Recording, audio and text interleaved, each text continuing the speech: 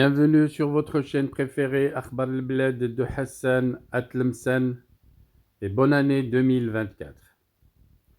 En Kabylie, le Premier ministre kabyle n'a pas hésité à le dire franchement, l'autorité en Algérie est militaire, raciste, oppressive et coloniale. Le Premier ministre kabyle Hanafi Ferhouh, qui vient d'accorder une interview à un journal marocain, elle a bien précisé. Je vous laisse avec le contenu intégral de toute l'interview. Première question. Tout d'abord, qu'est-ce que le gouvernement provisoire de Kabylie? Réponse du Premier ministre kabyle. Le gouvernement provisoire kabyle, également connu sous le nom de l'ANAVAD, est l'instance exécutive de la Kabylie. Il représente l'une des réalisations les plus significatives et l'un des acquis fondamentaux du peuple kabyle dans sa lutte pour recouvrer sa liberté et son indépendance. Le rôle essentiel de l'ANAVAD consiste à conférer à la Kabylie une autorité respectée à l'intérieur de ses frontières, mais aussi reconnue à l'échelle internationale. La Kabylie témoigne de son profond respect envers l'ANAVAD et adhère aux directives qu'il émet. Elle a répondu de manière proactive à ses appels au boycott des élections présidentielles en Algérie, ainsi qu'aux simulacres référendaires coloniaux. De plus, elle se mobilise en réponse à l'appel à des actions pacifiques en faveur du peuple kabyle. Sur la scène internationale, l'ANAVAD a réussi à donner une visibilité significative à la Kabylie et à son droit à l'autodétermination. Le dépôt dans ce sens du mémorandum auprès des Nations Unies en 2017 représente une étape majeure que les chancelleries dignes de ce nom ne peuvent ignorer de nos jours. La diplomatie kabyle est devenue une réalité tangible, loin des stéréotypes associés à la diplomatie algérienne qui opprime le peuple kabyle. L'ANAVAD a été reçue à maintes reprises par les parlements européens, américains, canadiens et au sein de plusieurs organisations internationales où il joue un rôle de membre à part entière. Question. Un gouvernement provisoire en exil est-il à ce point impossible sous la souveraineté de l'État algérien? Réponse du Premier ministre kabyle. L'Algérie n'est pas une démocratie pour tolérer une autorité concurrente à la sienne.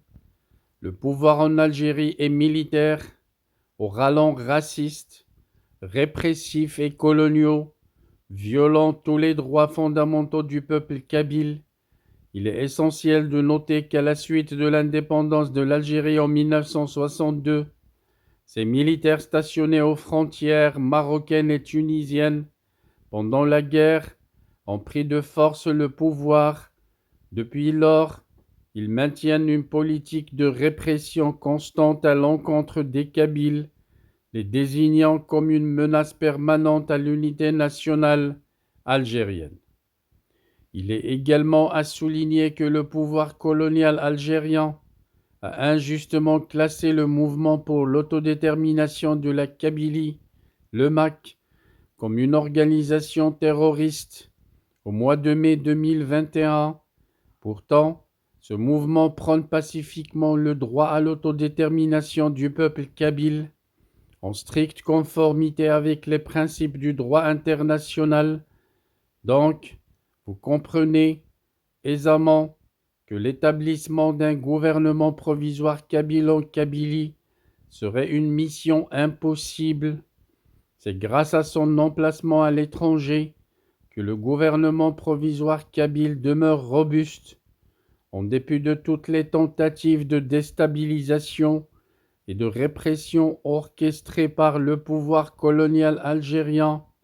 son ancrage à l'étranger a offert une tribune efficace pour faire entendre la voix du peuple kabyle au niveau mondial.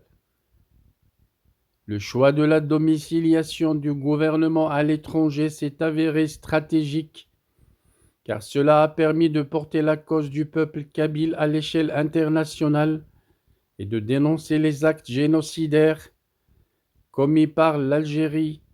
Il est important de souligner que baser la Navade en Kabylie aurait entraîné nécessairement son isolement sur la scène internationale tout en subissant des pressions insupportables. Troisième question, n'y a-t-il pas d'autre solution que la séparation, indépendance? Réponse du Premier ministre kabyle.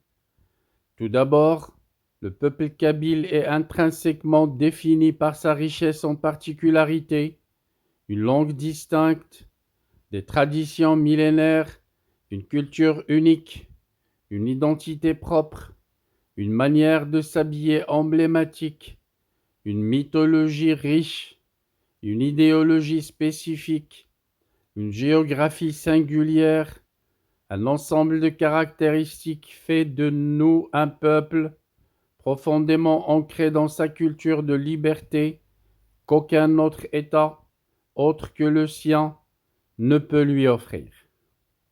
Deuxièmement, dans le contexte du monde moderne, l'absence d'un État souverain et indépendant signifie pour la Kabylie l'absence d'une existence officielle sur la scène internationale. Nous savons que sans notre propre État, nous sommes condamnés à disparaître. Tant que nous n'avons pas notre propre État, nous nous percevrons comme un peuple colonisé, dépourvu de tout pouvoir de décision sur notre destin. Nous n'avons pas à laisser à d'autres le droit de décider de notre avenir à notre place pour préserver notre identité, notre culture, notre liberté et notre existence. Il est impératif de posséder nos propres institutions souveraines. Troisièmement, l'indépendance de la Kabylie trouve ses racines dans une réalité historique indéniable. Il est bon de rappeler que la Kabylie a perdu sa souveraineté à la suite de la défaite de Fadman Sommer en 1857 lors de la bataille d'Isserdine. L'une des conséquences tragiques de cette défaite fut son annexion illégale à l'Algérie française, nouvellement créée à peine 18 ans auparavant par un décret du général Schneider. C'est précisément pour ces raisons fondamentales que nous nous battons aujourd'hui pour l'indépendance de la Kabylie. Cette aspiration à l'indépendance représente la seule solution permettant à la Kabylie de garantir un avenir décent et prospère pour ses générations futures, de préserver notre identité, notre culture et nos valeurs séculaires. Il convient aussi de souligner qu'à partir de l'année 1999, la Kabylie a systématiquement boycotté toutes les élections susceptibles de compromettre sa souveraineté face à l'Algérie.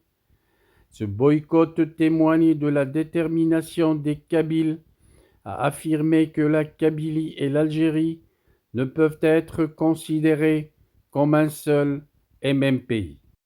Une quatrième question. L'Algérie vous accuse de servir les agendas marocains et israéliens pour la déstabiliser. Comment répondez-vous? Réponse du Premier ministre kabyle. Notre unique objectif, c'est l'indépendance de la Kabylie et rien d'autre. Notre approche est transparente et repose sur un fondement juridique internationalement reconnu par tous les États membres des Nations Unies, y compris par la Constitution algérienne. En conséquence, nous avons nos propres intérêts et nous n'avons nullement besoin de servir les intérêts des autres. Les allégations infondées du pouvoir colonial algérien visant à nous accuser d'une quelconque collusion avec des puissances étrangères ne sont que propagande et mensonges. Au contraire, ce sont leurs propres pratiques qu'ils tentent de nous attribuer. Nous demeurons fermement focalisés sur nos objectifs et aucune diversion n'est de nature à nous dévier de leur réalisation. Cependant, il est important d'ajouter que nous sommes disposés à collaborer avec tout pays qui exprime un intérêt sincère envers notre noble quête d'indépendance. Dans cette optique, nous avons déjà amorcé des démarches concrètes visant à établir des partenariats fructueux et à élargir notre réseau de soutien international. Notre ambition se résume à forger des relations constructives fondées sur des principes partagés de respect des droits de l'homme et la promotion de la paix à l'échelle aussi bien régionale que mondiale, avec toutes les nations qui partagent des valeurs avec nous. Nous aspirons à coopérer de manière étroite avec ces pays qui reconnaissent la légitimité de notre cause et qui sont prêts à nous accompagner sur le chemin de notre indépendance.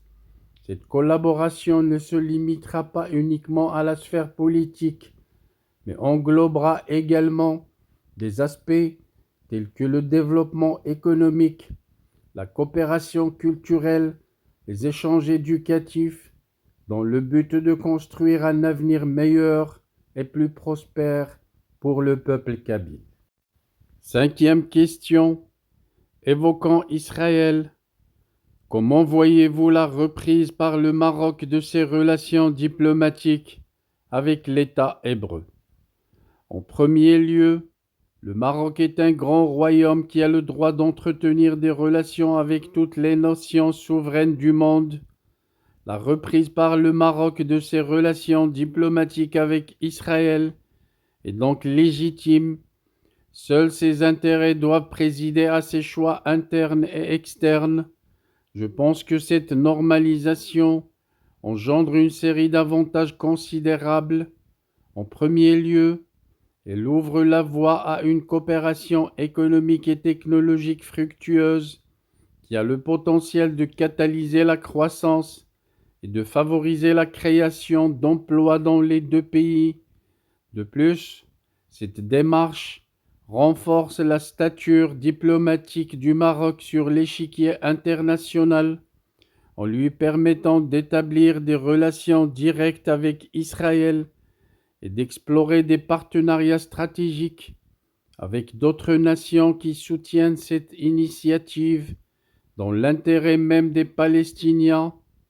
Dans l'ensemble, elle offre une multitude d'opportunités économiques et diplomatiques considérables pour le Maroc, tout en contribuant à l'enrichissement de son rôle sur la scène mondiale et la protection des droits des Palestiniens. Sixième question. Vous avez aussi des relations avec Israël. Dans quel contexte et à quelle fin? Réponse du Premier ministre kabyle. Nous recherchons des partenariats et des soutiens en faveur de l'indépendance de la Kabylie, que ce soit avec Israël, les pays arabes, les pays africains ou les pays occidentaux. Nous n'avons rien à justifier de ce choix et de cette démarche tout à fait naturelle. Septième question. Le mouvement berbère est connu pour son appel constant à la normalisation avec Israël. Peut-on parler ici de la volonté de restaurer l'histoire commune entre les Berbères et les Hébreux? Réponse du Premier ministre kabyle. Il est important de noter que les mouvements berbères et leurs appels à la normalisation avec Israël ne peuvent pas être interprétés seulement comme une volonté de restaurer une histoire commune entre les Berbères et les Hébreux. En plus de retrouver un fond culturel commun et une mémoire collective millénaire, la normalisation des relations avec Israël peut être motivée par divers facteurs tels que les avantages économiques, politiques ou diplomatiques. Elle ne découle pas nécessairement d'une volonté de restaurer une histoire commune entre les Berbères et les Hébreux, mais de se projeter dans un avenir de construction d'un monde de paix et de fraternité entre tous les peuples. 8e question. On sait que la politique française est la principale raison de la souffrance des Berbères. Aujourd'hui, on constate que la France a commencé à perdre de son poids dans la région au profit de la présence américaine. Est-ce à dire que nous sommes face à une opportunité historique pour le retour des Amazirs dans l'arène politique avec force? Réponse du Premier ministre Kabyle. La question de la politique française en relation avec la souffrance des Berbères est un sujet complexe qui peut être discuté sous plusieurs angles. Cependant, il est important de noter que les développements géopolitiques impliquant la France et les États-Unis en Afrique du Nord ne sont pas nécessairement liés à la question de l'identité berbère. La perte d'influence relative de la France dans la région au profit de la présence américaine peut potentiellement créer un contexte géopolitique différent, mais cela ne garantit pas automatiquement un retour des Amazirs dans l'arène politique avec une plus grande force. La politique est influencée par de nombreux facteurs, y compris l'histoire, la culture, les intérêts économiques et géopolitiques et les dynamiques régionales complexes. Cependant, il est vrai que des changements géopolitiques peuvent créer de nouvelles opportunités pour divers groupes, particulièrement pour la Kabylie. Il serait souhaitable que la démarche américaine ne soit pas calquée sur celle qui a conduit la France à l'échec, notamment l'obstruction et le fait de faire obsessionnellement l'impasse à toute émergence amazighe en Afrique du Nord. Il nous appartient d'avoir du génie et d'exploiter les opportunités qui s'offrent à nous à travers les évolutions qui s'opèrent sur le terrain. 9e question. Revenons à la lutte kabyle. Comment se présente la situation sur le terrain aujourd'hui? Réponse du Premier ministre kabyle. L'Algérie déploie actuellement une politique répressive à l'encontre du peuple kabyle, en représailles à sa détermination à préserver son identité et à revendiquer son droit à l'indépendance, s'opposant ainsi à la domination de l'État colonial algérien. Cette répression se manifeste de plusieurs manières troublantes. Tout d'abord, nous assistons à une situation alarmante où plus de 500 militants politiques kabyles se trouvent actuellement injustement emprisonnés dans les geôles algériennes, condamnés à des peines sévères, dont certaines à la peine de mort. Ces prisonniers ont été victimes de traitements inhumains, soumis à des tortures physiques et psychologiques dans les commissariats de police et les brigades de gendarmerie coloniale algérienne. De plus, des centaines de milliers de Kabyles sont injustement empêchés de quitter le territoire et d'autres sont privés du droit fondamental de retourner chez eux. Depuis de nombreuses années, cette restriction de la liberté du mouvement constitue une violation flagrante des droits de l'homme et une atteinte à la dignité humaine. Un événement particulièrement tragique qui a marqué l'histoire récente est la tentative de génocide perpétrée en août 2021 en Kabylie. Les services de sécurité algériens ont déclenché d'immenses incendies en utilisant du phosphore blanc avec l'aide d'hélicoptères et de drones, des preuves tangibles à l'appui. Le bilan humain de cette tragédie est déchirant, avec plus de 400 victimes, parmi lesquelles des bébés et des femmes enceintes brûlés vifs. Cette catastrophe a également entraîné la destruction de vastes forêts, la calcination d'animaux et la réduction en cendres de nombreuses habitations. Le plus alarmant est que le pouvoir militaire d'Alger est resté indifférent à la souffrance de la population, n'apportant aucun soutien logistique ni assistance. Pire encore, il a refusé l'aide internationale qui lui était proposée pour lutter contre les incendies par la France, le Maroc et d'autres pays qui étaient prêts à envoyer des avions bombardiers d'eau.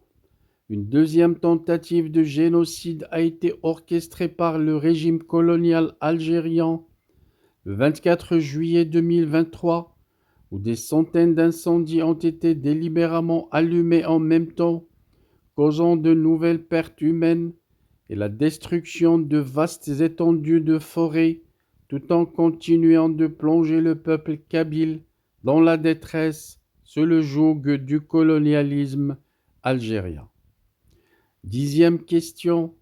Comment avez-vous contribué en tant que gouvernement provisoire kabyle pour faire face à cette situation?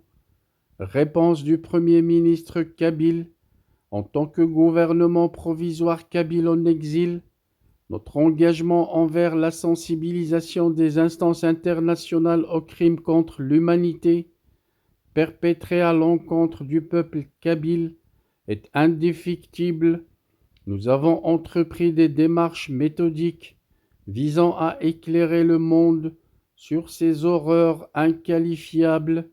L'une de nos actions concrètes a été de déposer une plainte formelle auprès de la Cour pénale internationale, la plus haute juridiction pénale internationale, afin de veiller à ce que justice soit rendue pour les victimes de ces atrocités. Notre démarche judiciaire vise à mettre en lumière des violations flagrantes des droits de l'homme et les crimes contre l'humanité commis à l'encontre du peuple kabyle. Nous sommes déterminés à faire en sorte que les responsables de ces actes odieux soient identifiés, traduits en justice et tenus pour responsables de leurs actions répréhensibles. Notre engagement envers la lutte pour l'indépendance de la Kabylie reste inflexible. Nous sommes conscients que la quête de l'indépendance et de la justice est un chemin difficile, mais notre résolution demeure inébranlable. Nous continuerons inlassablement à œuvrer pour que la Kabylie soit libérée de l'emprise oppressive du régime colonial algérien. Chaque jour qui passe renforce notre détermination à préserver l'identité kabyle, à protéger les droits de notre peuple et à construire un avenir où la liberté, la justice et la dignité prévaudront. Voilà, c'était une lecture intégrale de l'interview qu'a accordé le Premier ministre kabyle Hanafi Ferhoh à un média marocain. Merci d'avoir suivi cette interview jusqu'à la fin.